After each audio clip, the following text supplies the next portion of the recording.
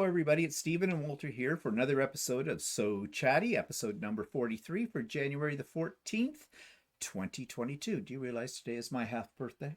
Oh, I didn't realize that. I am. I'm 64 and a half today. Oh, okay. What'd you get me for my birthday? Nothing. Didn't you get me just something half? No. What, Half a birthday cake? Half a birthday cake. Yeah, whatever. Okay, never mind. Okay. What are you getting me? Not your half birthday. Oh. It's your full birthday in 2 weeks' time. I don't know. I've asked you what you want, but you don't tell me what you want. You don't know what you want. What do you really, really want? What you want? Really Actually, I thought of something I want today, but anyway. Oh, well, you can discuss it later with me.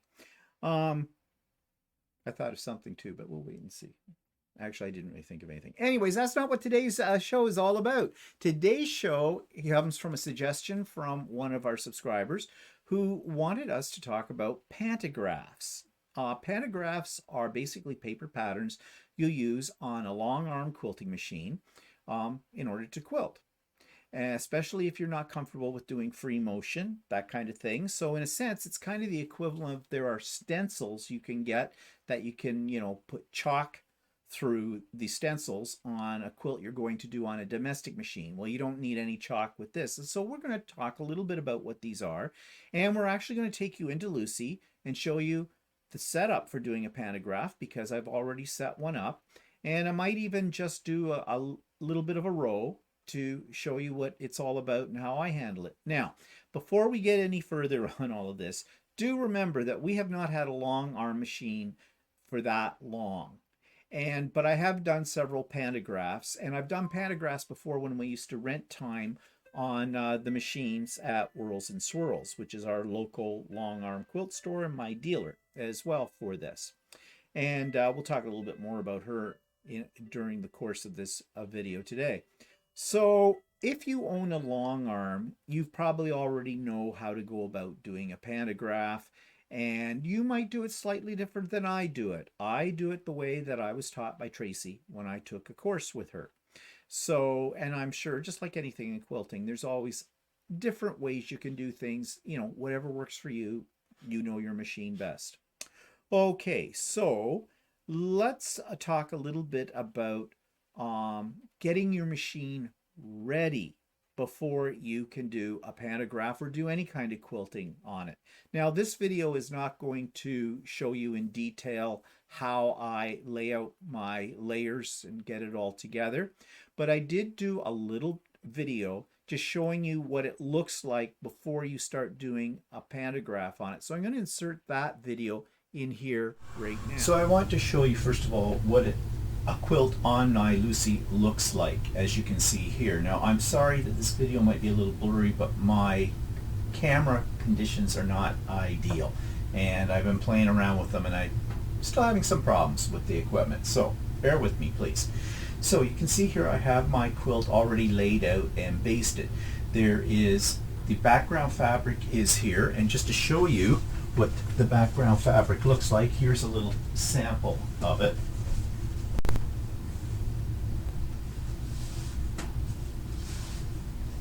This is my background fabric, and I'm using in my bobbin a sort of a light blue that will be somewhat subtle, but you will still see the patterning in it. At least I hope you will be able to.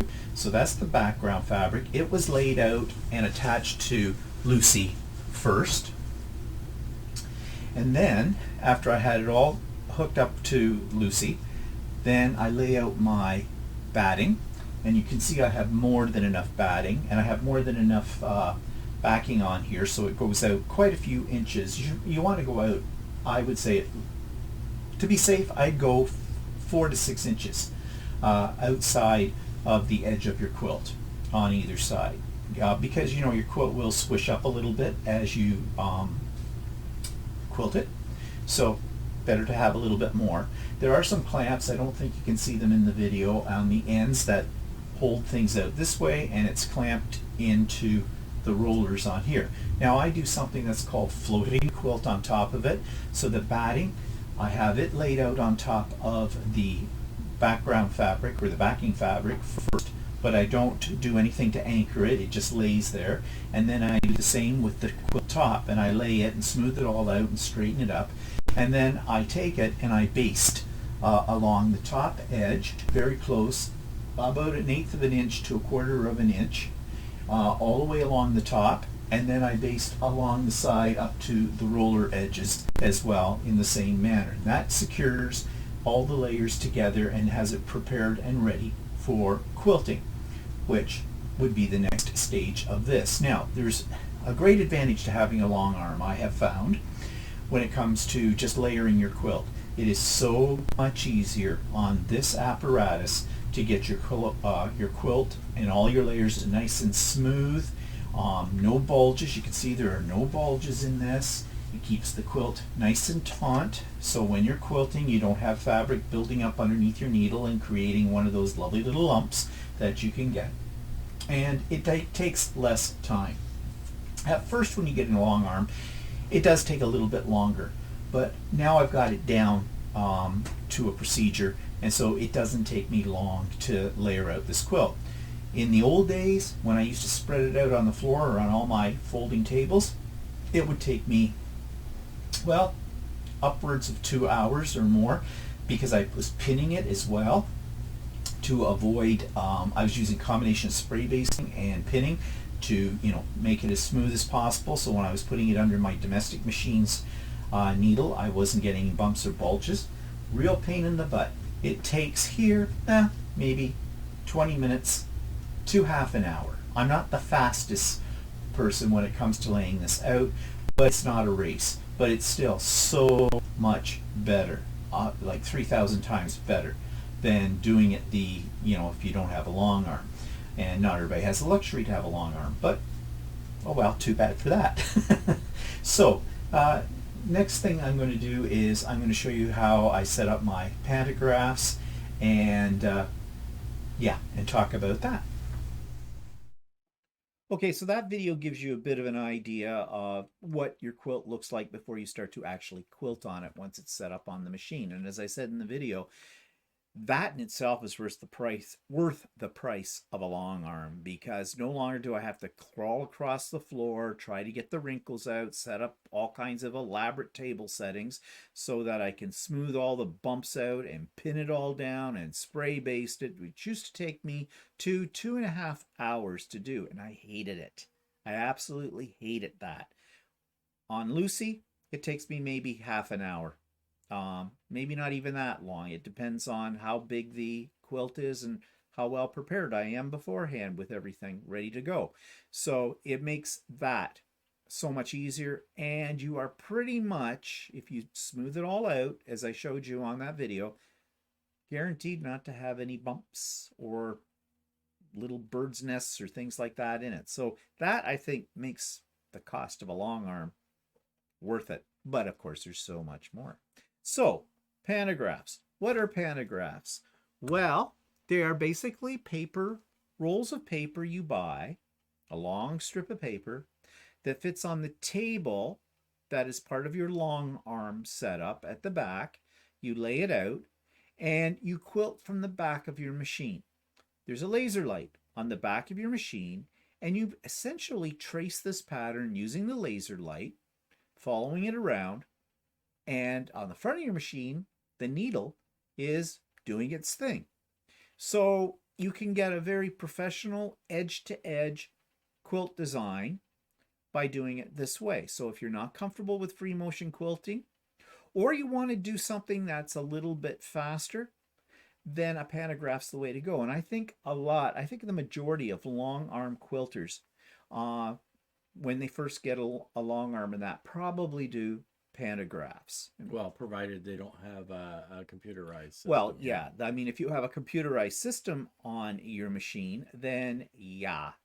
And just spoiler alert, sometime this year, my machine will have one too. But that's for another day to talk about that. So I'll show you a picture of what my pantographs look like. I've got kind of a collection of them. Oops, just a second here. Get the right thing set up. There you go. So you can see these are my pantographs, and they come in a scroll. And on the edge of the scroll, you can see here on this one, it shows you what the pantograph looks like. But it's about, these rolls are about 14 feet long. So they'll fit whatever length of table you have. You have 8, 10, 12, 14.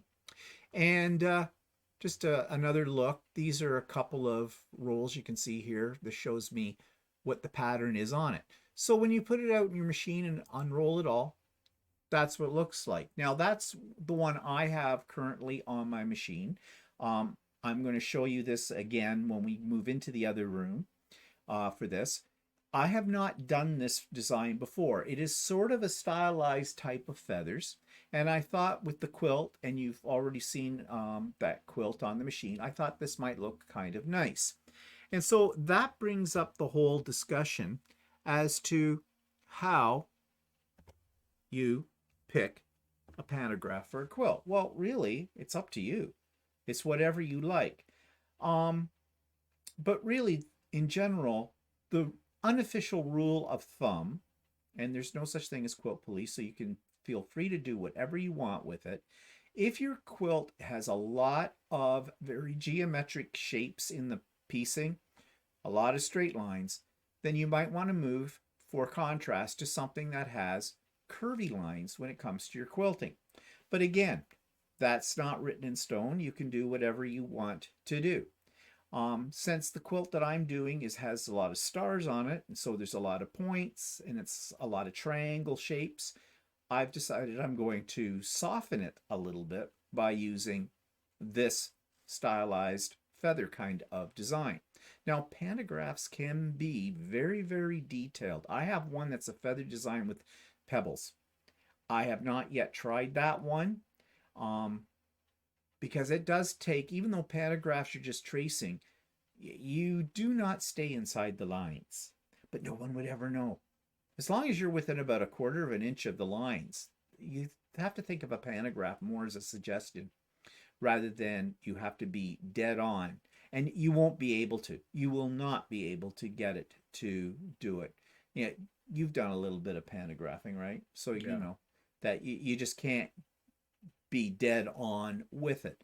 But that's not a problem in your quilting. No one's going to see that. No one cares.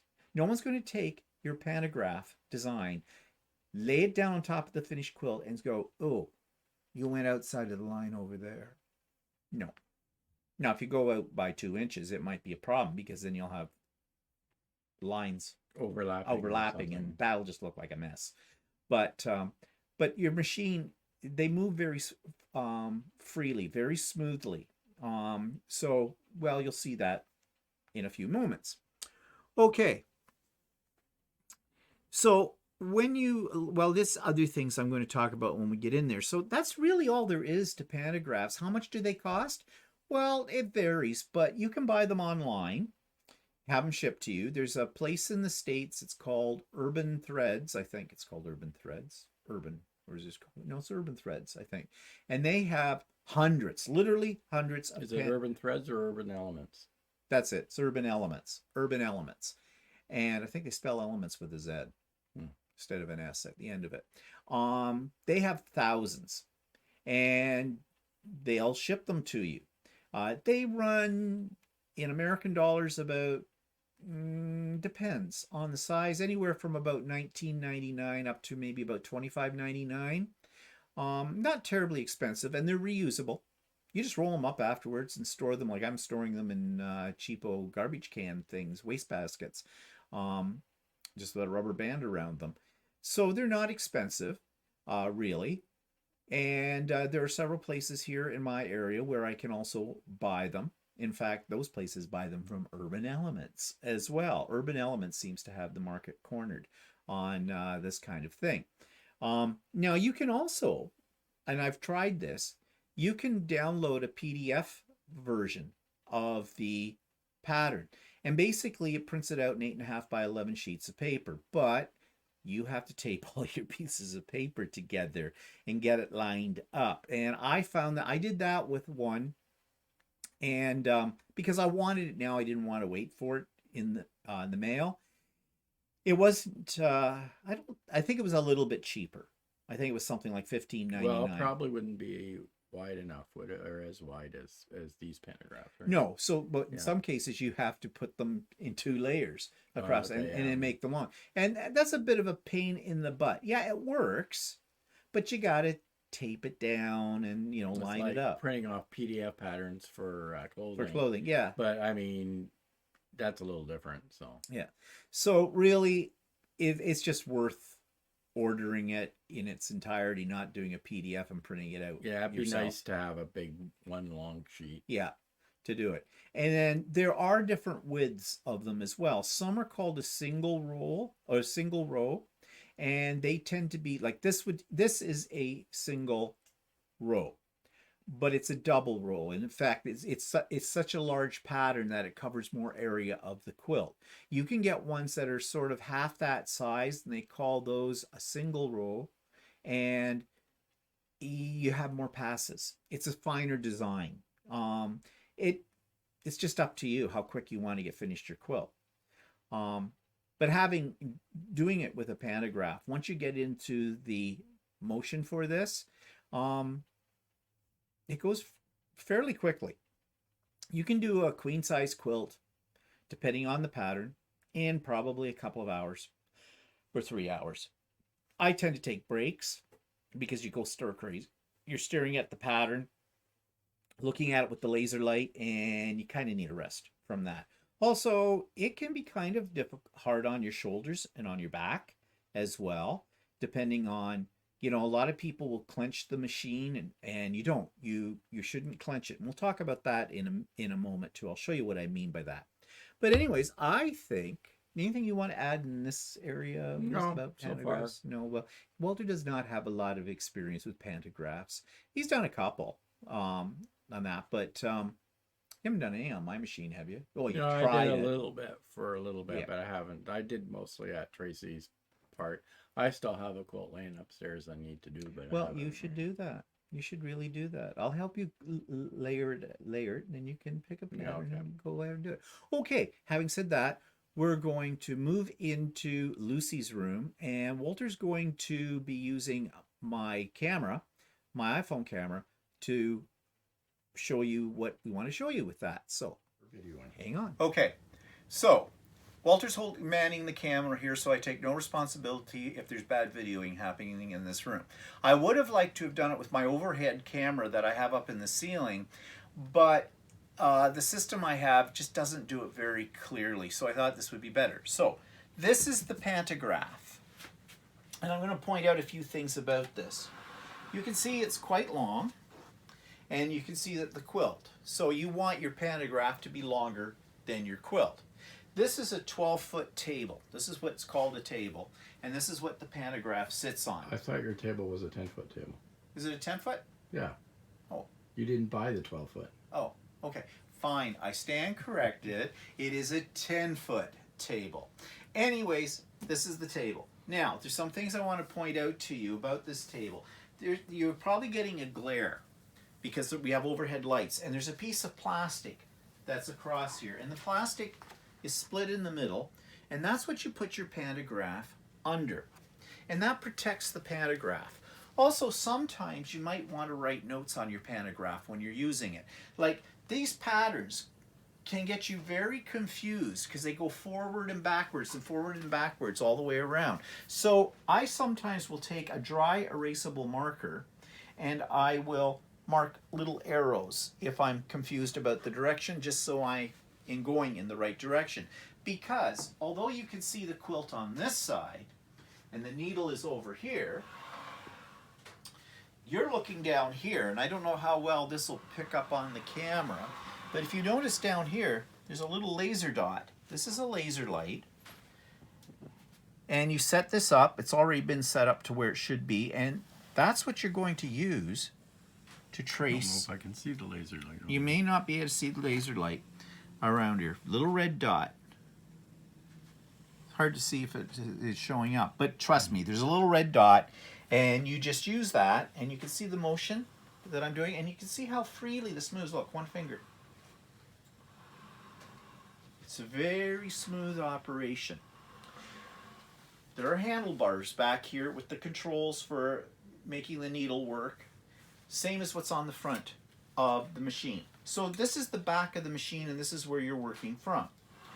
Now, when you put a pantograph down on your table, you should basically make sure that the very edge of the pantograph is up against this rail. This is a rail that this floats on. That means that your pantograph is straight, because you don't want to go crooked on your quilt where you'll have some very wonky designs. So when you have it all laid out, all set up, ready to go, you need to figure out your spacing, because essentially this is one row across the quilt. And then you have to advance the quilt so you can put the next row. But if you don't advance it correctly, if you didn't put enough space or you put too much, your pattern's not going to nest, because these are designed to nest into each other without overlapping. So I'm not going to go into details about how you do this, because I have put a link to Tracy from Whirls and Swirls' video exactly how to do this. And it's an excellent video, and I strongly suggest you watch that. But essentially, you see there's a piece of painter's tape on here, and with the number 1 and the number 2. I've already figured out that spacing. And as I said, Tracy will show you more clearly than I can show you right now how to do this. But essentially you start down here on this side, and there's these lighter lines, and I don't know if the camera's picking these up. This is called the ghost row. And this is what you start with. So essentially, I bring the machine down here, I put the laser light here on the first ghost row, and I follow it around. Now this is actually, if I had the machine turned on, because I don't have the machine turned on right now, so nothing's happening, it is going off the quilt the way it's set up. If you go over to the quilt, Walter, and just show down in here, if you notice where my needle is right now, and I'm on the ghost row, and I come up here, so I get partial design if I was actually sewing. So it's partly on, partly off the quilt itself. And you want that because you don't want any space. It'll make your quilt look like, oh, weren't you supposed, did you miss a line? So that's why you start with the ghost row. And you work your way all the way down to the end. And then there's another piece of tape here, so I know where the edge of the quilt is. So if you notice here, I'm off the quilt. And you also notice how much batting I have, and there's backing underneath that. And there's some little clamps over here that are holding things taut. So I would go up here, and I would start and follow the pattern around, and eventually this is going to work its way all the way down to this end, and I would stop and leave my needle down. Now I can see on this tape over here, number 1. So I'd leave my needle down, I'd advance my quilt. There's an automatic system on here for advancing the quilt, but some long arms, they don't have an automatic advance. A powered advance, you just do it with rollers. But we bought the one with the automatic advance because we're like that.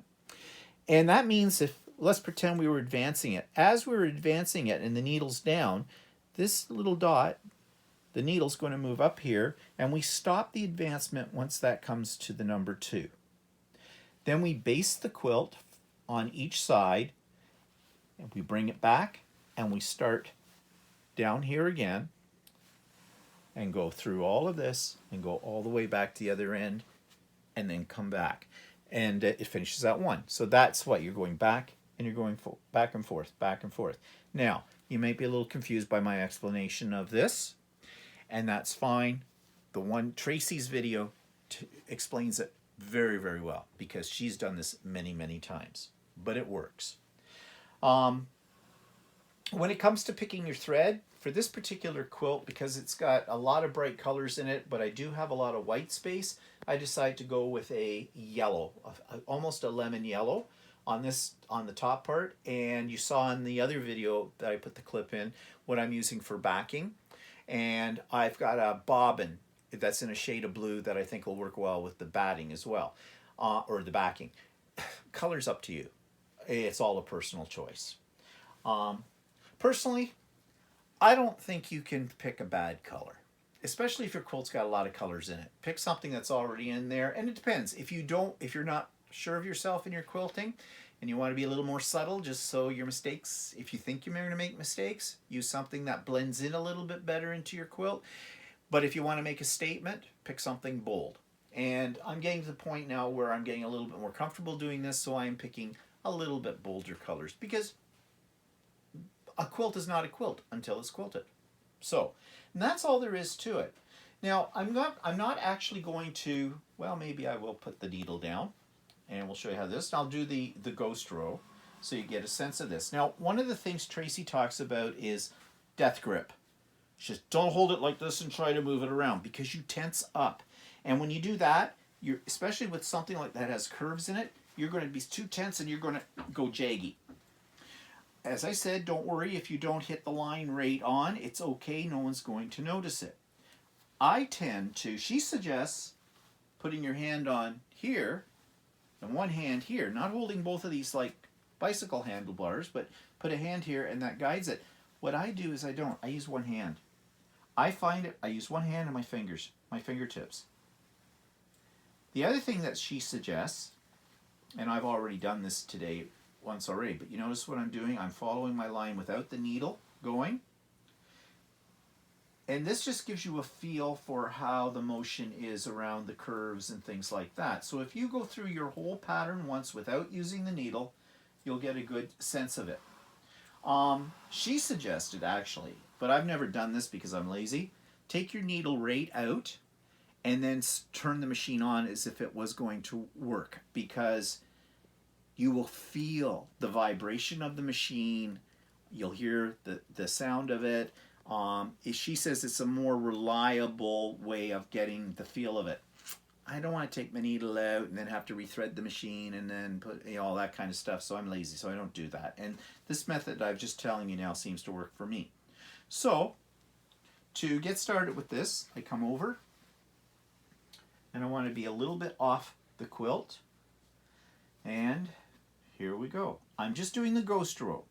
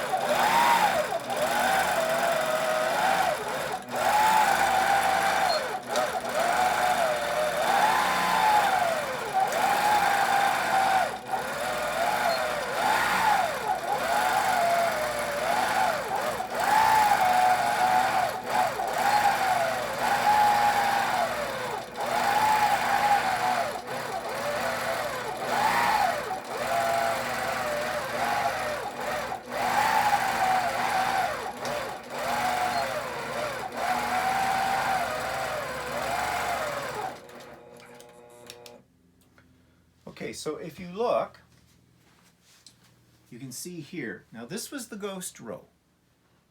And you notice it goes off onto the batting.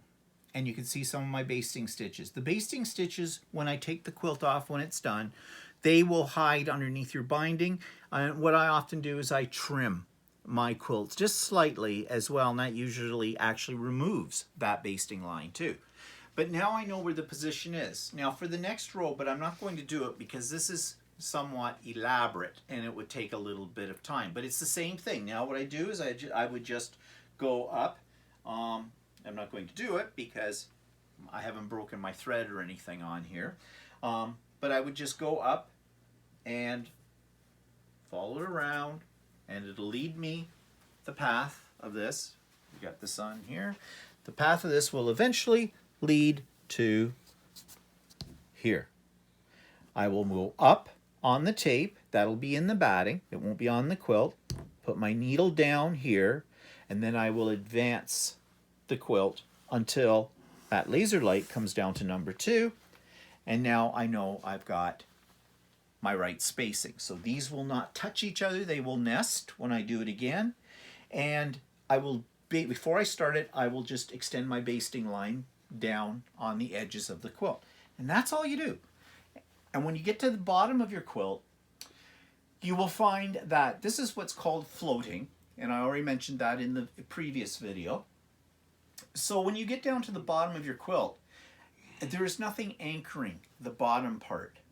So you pin it. And Tracy shows that in the video that I've mentioned.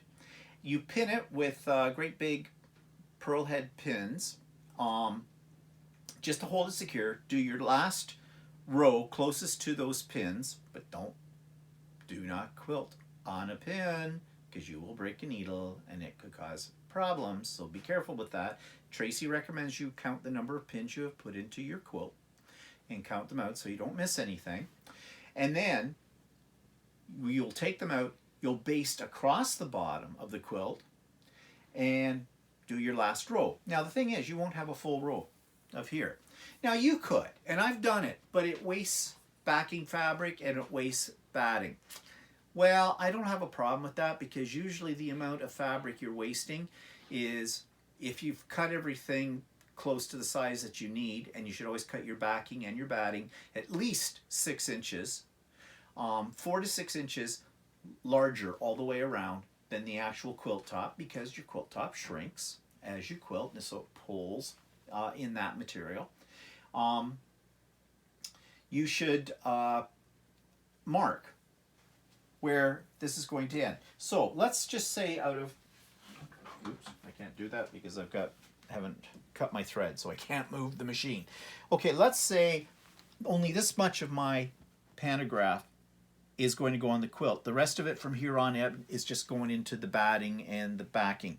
So what you can do is you figure that out with your first, where you've dropped your needle down, and you take a piece of masking tape and you just, the same as you did here on the side, you put it along the top, and that tells you that anything beyond that is going into batting. So you're just, so when you get to a part that is the edge of the masking tape or the painter's tape, you just go straight across until you get to the next part that goes down. It's up to you. But that's how Tracy recommends to do it, and that's what I do as well. So really, that's all there is to doing a pantograph. So you shouldn't fear it. If you've never tried one before, or if you don't own a long arm, but you've thought about taking your quilt into a place where you can rent time on a long arm, and a lot of people are afraid to do that. They're afraid they're going to screw up and they're going to make a mess out of their quilt. Well, I know with Tracy, she makes you do a short little course where she shows you how to put the quilt on and how to do a pantograph on it and everything like that. And then away you go. And if you run into a trouble or a problem or something you don't remember, not sure if, Tracy is always right there to help you out. So, plus she uses a sample of quilt that is her own quilt, or yes, or a charity quilt for you to practice on. Yeah, so you're not practicing on your own quilt for the first time. I don't know what other people do that rent out their machines. I would hope they would do something similar, but Tracy's excellent. So, and she has the videos to prove all of her way she does things. She is an experienced long arm quilter. So she's really great with that. Yes, the first time I ever did one, I was a little apprehensive. I did everything that one shouldn't do. I tensed up. The first couple of rows, you're so afraid you're going to blow it. So you're standing there going, and I tell you, you're going to be sore from that. She suggests light touch, shoulders down, and breathe, because you do stop breathing. And I did that on my first couple of quilts. I was just concentrating so much on it that you forget to breathe. And that just makes you tense up even more. You shouldn't come away from doing something like this in pain. Now, ask me how I know. Because I have come away from this in pain, because I did all the things that Tracy says you shouldn't do. I tensed up. And I think for the first time you do something like this, you're going to do the same thing. Just take it easy, take it slow. You are not going to wreck your quilt doing this. Okay? Now, if you've got everything set up properly here, and you just take your time. So, anything else that we should say about this? That's about it, I think, as far as how to do all of this. And I think what we'll do is we'll go back to the other camera and just talk about possibility of problems you might have with this further. So, okay, we'll do that.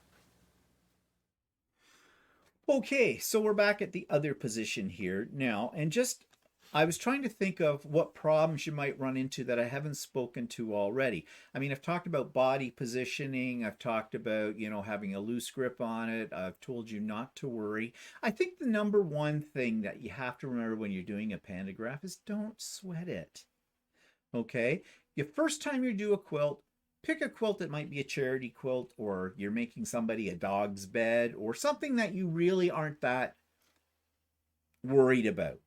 But believe me, I think you have more, in my personal opinion, you have more chances of screwing up your quilting if you're doing it on a domestic machine than you do when you're doing it on a long arm using a pantograph. But that's just my opinion about it. So one thing though that might come up is, how long does a bobbin last? Not long. Okay. I buy pre-wound bobbins because actually, because of the way they're wound, they're tighter, more tightly wound. You get more mileage out of a bobbin. Plus, you don't have to wind them, and they come in a wide variety of colors, and they're not that expensive. I think we pay for a package of, how many is in a package? 20 or 25? 20, I think it's 20 for $15. Yeah, that's not expensive. That's for the L size bobbins. There's an M size bobbin as well. Yeah. But Steve's machine has an L size bobbin, which is a smaller bobbin, but it's supposed to be a little bit, rotates a little better than yeah, there's less problems with the smaller bobbin, and it was what Tracy recommended, and so that's fine. It just means that you have to put in a new bobbin depending on the size of your quilt and depending on the complexity of your pantograph more often. But that's not really a big problem. Now, one thing I didn't say when I was in there and didn't show you is, just like anytime you're quilting, if you're quilting on a domestic machine, we usually pull our thread up, the bobbin thread up before we start to do the quilting. You do the same thing with a long arm. However, I cheat. And what I do is, because I've got that extra batting and backing, I will, and I'm doing edge to edge, I go off the quilt if I have to break the thread, and I will pull it up. I won't even bother to pull it up. I just go off the edge of the quilt and I carry on back for it, because that part's all going to get cut off. I hope I made that myself clear on that. I'm not breaking thread. I'm going to the next section, but when I travel to go to the next section, that isn't actually the quilt part of the quilting pattern. I do it in the batting at the edge, and so I don't have to stop and break thread, because that can be an annoyance. But what happens if your bobbin runs out? Your bobbin is not going to run out at the far edge of your quilt. Now, okay, you can play bobbin roulette. You can guesstimate, and I've tried this. I've tried a little piece of paper beside me. Well, you know, that little plastic piece that covers over the pantograph. I said that use a dry erasable marker on that. And I have, you know, okay, I got, first when I'm doing the quilt, I'll mark, okay, row 1, and I do row 1. And then I do row 2, and I go, I've got 2. And then I do row 3, and now I know, okay, I'm probably getting close to the end of my bobbin, and this is where I play chicken. How far can I get on the quilt? Ideally, it'd be nice to be able to get right off to the end, put in a new bobbin, away you go. Never happens that way. I don't even bother to count. Well, I do in my head, because if you're sitting there and you're staring at your pantograph, you're not looking at what's going on the other side of the quilt. You should look up every now and then. Stop. Stop your body. Stop moving it, and drop your needle. Now, this is something, when you do this the first few times, you will forget. And what happens is the machine takes off on itself a little bit, because it moves very freely. You saw I was only using my fingers really to move that whole thing around. So, and if your machine is a little not quite level, it may start to go down, just to creep a little bit, just maybe a quarter of an inch, half an inch kind of a thing, but it's going to do stitches because it's automatic. As soon as the carriage is moved, the needle goes up and down. So to avoid that, when you're checking to make sure, you know, everything's going okay, you don't have any bird's nests, something hasn't terribly gone wrong with it, drop your needle into it when you stop the machine. So there it'll be anchored. It's not going to go anywhere. You can go into the front of the machine and check out the quilt and make sure everything is going. Ask me how I know if you don't do that, because I've done it. That, oh, I want to check the front of the quilt. So I just stopped and went to the front, and the machine decided, no, and it wasn't doing it in the design. Okay, it was just moving itself because there's slight movement. Or just the action of taking my hand off the machine didn't anchor it anymore. So just that little movement made it move. So yeah, and one thing to note is that the machine you have doesn't have a bobbin sensor to show you where the break is. There are machines that do have a bobbin sensor, but this particular one doesn't have it. And according to our dealer, she didn't really feel it was necessarily something you would want, because she says it's not reliable. You know, it's hit and miss, because it's basically, I don't know how they work, but I know like in an embroidery machine or in a higher end sewing machine, there's basically there's a little light or sensor in there, and it's just sort of guesstimating how much thread is left on your bobbin. Yeah. So, you know, it may be one of those little things that you may feel that you want, but it's not a big deal. If your bobbin runs out, and it will several times while you're doing your quilt, make sure you have lots of bobbins ready to go, because nothing's more annoying. If you're winding, I don't even wind my own bobbins. I tried winding my own bobbin once. It came with a separate bobbin winding machine. They work. That's fine. I can buy. It might be good if you want a specialty color. Yeah, if you want a specialty color or a certain specialty type of thread in it, then yeah, you might want to wind your own bobbin. But just make sure, whether you're using pre-wound bobbins or you're winding yourself, you have lots of them, because you're going to need them. So when it runs out, you won't know. I've been quilting away, merrily going along, and then, you get to know the sounds of your machine. It's like your sewing machine. You know when your sewing machine is purring like a kitten and when it's not.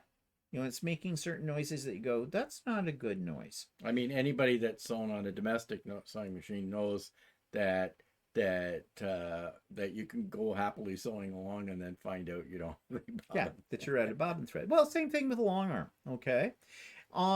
It's not the end of the world. It's a very easy solution. And what I said is, I have been going along and I've gone for a couple of feet, and then I'm listening to the machine going, wait, this feels like there's less tension right now, or this just a little different sound. So I stopped. Yeah, I've been going for the last 2 feet without any thread in the bobbin. So all I'm doing is punching holes. However, it's pretty easy to figure out where you left off. Yeah, right? Because, and there's a couple of things you can do for this, okay? So you've run out of bobbin thread. All right. Now, putting the bobbin in one of these machines is not the easiest thing on the world. It's awkward because you have to reach underneath your quilt and you've got to feel around, because you can't really see unless you take all the overhang of your quilt, throw it up on the machine, and then even then you got to get down on your hands and knees and look in there, and it's dark in the whole bit. Now, I have seen that there's one company, it might be Handy Quilter or something, on their higher end long arm machines, they actually have a light in there. So you can see, which I think is a really great idea. But my machine does not have that. So you can have a little flashlight in your hand and figure it out. But usually you can do it by feel. You pull out the old bobbin case, take out the bobbin, put in the new bobbin, do the threading of it, which is just nothing to it. And then make sure you have it lined up. You'll know how to do this when you get used to your machine, and you snap it in. You'll hear it snap. And when you hear it snap, you know the bobbin case is seated properly. And that's all there is to it. But how do you line it back up where you missed? Well, you can look at where you punched the holes and find the last hole, and you'll see it. And what I do is I just take the whole machine. To get the bobbin back in, I move the machine off to the side, usually right off where the backing and the batting are, the end of it, because it gives me a clear view and I can get under it. And then I just bring it back and I find those marks. Or you can, when you run out of bobbin, backtrack a little bit with your needle up, find that last hole or two, drop the needle before you even put in new bobbin thread, and go back to your pantograph because you've got plastic on it and put a little dot or a little X with your dry erasable marker. X marks the spot. So you know now if you move the whole carriage over because it's easier to get in there and put the new bobbin in, when you bring it back, you just bring it back, drop the needle, go to the back of your machine, just like you were going to use your pantograph, find the X, drop the needle, and that'll be in the right spot on the front of your quilt. And then now you're going to have to pull up your bobbin thread, however, and that's easy to do. It's the same method you would use when you're on domestic machine for pulling it up. And then away you go again. So it's not a big problem. I know that I was very fearful of it when I did my first few pantographs, especially when I was working at Tracy's, because I was afraid, well, if I run out, what am I going to do? How am I going to get it lined up? There's nothing to it. And the same thing happens if you accidentally have a thread break too. Yes, and you can have thread breaks, and that could be another problem. Now, here's a tip, because I've had thread breaks. You usually will have a thread break because, now first of all, depending on how your quilt was quilted, your seams, you may have some bulky seams you're going over. Now, long arms are designed to go through bulky seams, no problem. However, there are times when it can shred your thread, depending. And if that's the case, then rethread your machine. Okay, you'll see the thread hanging there in space, and you'll say to yourself, oh, well, wait, I'm through everything pretty much. There's just one loop I'm not through. I'll just pull the thread through the loop and thread it in. That may work, that may not work. I've tried that, and sometimes it does work. But first of all, backtrack. Look at where all your thread, the thread path, because you may notice this spot here, but you didn't notice over here that the thread had popped out of something else. And these machines are temperamental. They have to be thread absolutely correctly, or you'll have a problem with it. So rethreading it, it's not hard to rethread the machine. So go ahead, rethread it to be on the safe side. That's usually all that happens. Now, there are tension issues. I have not had any. Lucky me, because one, just like on a domestic machine, set it and forget it is my advice. Don't be playing with the tension unless you have to, because you're using a heavier thread than what you normally use, or it's a different brand of thread you've never used, or a specialty thread of something like that. Then you may have to play with the tension, and that's a discussion for another day, and I know nothing about that. Tracy has trained us, has shown us how to do that. And she has excellent videos on her Whirls and Swirls YouTube channel. So check it out if you have tension issues. But you know, to date, knock wood, I have not had any major tension problems. And with a pantograph, it's fairly smooth. So your stitch regulators kicked in, you shouldn't have too many problems with it. And of course, keep your machine clean. So those are a little bit beyond the pantograph discussion right now, but those are just general tips. And can you think of any other kind of tip for? No, I think pretty much you're pretty thorough. Yeah. Well, you know, do a practice row without engaging the needle. That will help a great deal. I do it all the time with it because, you know, you see the one that I was doing on there. There are a lot of curves. And your first time doing these kind of curvy things, you will find that your arm is going to go out of the pattern. Sometimes in the pantographs, they're complicated enough that you might get lost in it. Yeah, I've had that happen. Yeah, you're going forward, and then for some reason your mind starts to wander because it is repetitive. And then you get off and you're going back again. And you're getting a double line because, of course, you're not going to be bang on. And don't even try to be bang on. And I've done that on a few of my quilts. And, you know, if it really bothers you, rip it out just like you would rip out anything else. You can actually get little pullers for pulling out your stitches that are a little longer, and they're designed for this kind of quilting that work really well. I have one of those. If it's really bothering you, then pick up, like I said, like you do if you're replacing your bobbin, go back and do it right. Or, you know, if you've got a line this long or something, 6 inches or less or whatever, then it's kind of not, it's close but not. Just pick up from there and carry on, because guess what? No one's ever going to notice that at all. And you'll never point it out to them, right? Because you never point out your mistakes in a quilt. And as long as the person looking at it isn't like Walter and goes, Hey, you what made a happened mistake." there? And then we have this modern invention called a gun, and you shoot them. So, you know, and end of problem. Yeah, just don't get blood on your quilt. It's, you know, that could wreck it. Unless your quilt's red. Okay, I think that's all I've got to say about it. Now, I did put the link in the show notes for Tracy's video on, you know, everything you need to know about setting up a pantograph. I really recommend that you view that. And I actually view any of Tracy's videos, Yes. because she is actually excellent at showing people how to do things on a long Yeah. arm. And regardless of whether you have an APQS long arm or a different or a brand handy of quilt long or any of the arm other arm, brands. I'm sure that a lot of those videos are pertinent to you. Yeah. And she has a great camera setup, much better than ours in the whole bit. So you can see clearly everything she's talking about. She's an excellent teacher. So, if you make a comment to her, tell her that the Idiot Quilter sent you to her. We don't get any kickback on this. Okay. No. We just tell you what we believe in. We believe that she's an excellent dealer. She's very professional. She really knows what she's doing. She knows how to free motion quilt very well, and she has a great amount of videos on YouTube that help you out with all kinds of things. And she has a paid, very complete course as well that you can purchase. To be honest, she has so many videos on there for everything about long arm quilting. I don't know if you really need to take one of those courses, but if you did, it's still it would be an excellent course. We've taken some courses from her as well. She actually, if you happen to live in the area, she actually has some, provided we're not in a pandemic, some great in-house courses as well. So, yeah.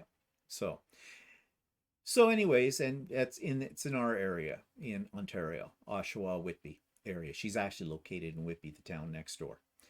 Okay, so I think that's it. Thank you to, and I can't remember who it was that suggested we do this. I hope you got something out of it. I know it's not as detailed as maybe you would like, step-by-step instruction, but that was in the nature of this channel. So anyways, yeah, so I don't know. We'll be talking about something different next week. So hope to see you then, and we'll see you again soon. So say goodbye, Walter. Goodbye. Bye, all. Bye.